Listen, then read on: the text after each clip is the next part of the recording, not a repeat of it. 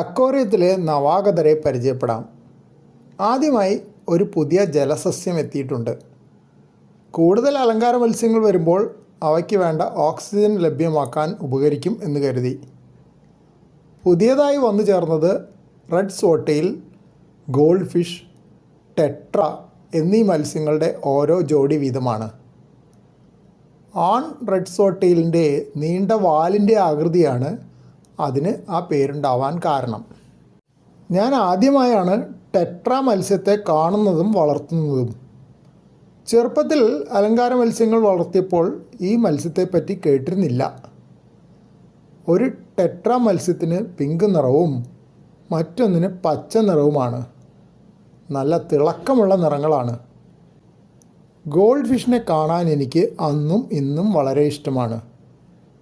മുൻപ് അവയ്ക്ക് വില കൂടുതലായാണ് തോന്നിയിരുന്നത്. ഇന്നലെ വാങ്ങിച്ചപ്പോൾ ജോഡിക്ക് 20 രൂപയേ ആയുള്ളൂ.